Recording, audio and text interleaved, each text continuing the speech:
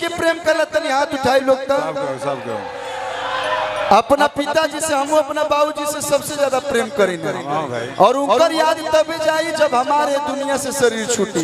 वही लाइन के भाव बा कि उनकर याद आइल कबहू न छूटी, कि उनकर याद आइल कबहू न छूटी, कि जब ले रातिया न उठी, कि उनकर याद आइल कबहू न छूटी, जब ले रातिया न उठी।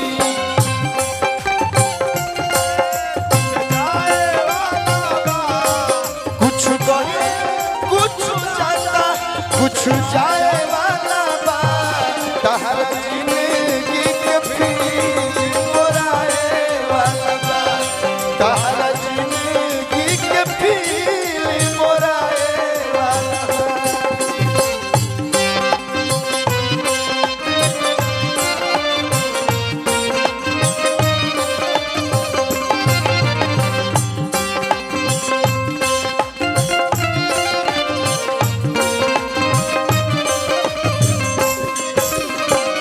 आदमी सबके भुला जाई लेकिन माई बाबू के कभी ना भुलाई। भुलाई भैया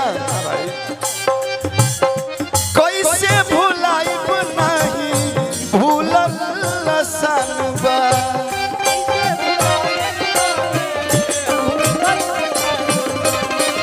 दीपू भैया मन में हमार बसल दादाजी के जानबा,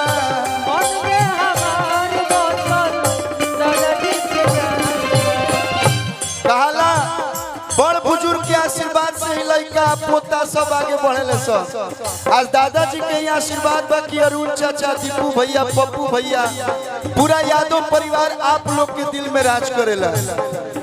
उनका कि उनके नाम लेके जागी और सूती। अरुण चाचा जब जागत हुए तब बाबूजी के नाम लेते हुए, आ सुतत हुए तब बाबूजी के नाम लेते हुए। भगवान से भी बड़ा माई बाप बोले कि उनके नाम लेके जागी और सूती, जब ले रातिया न उठी, कि उनका याद आइल कबहू न छूटी, जब ले रातिया न उठी, कि उनका याद आइल कबहू न छूटी, जब ले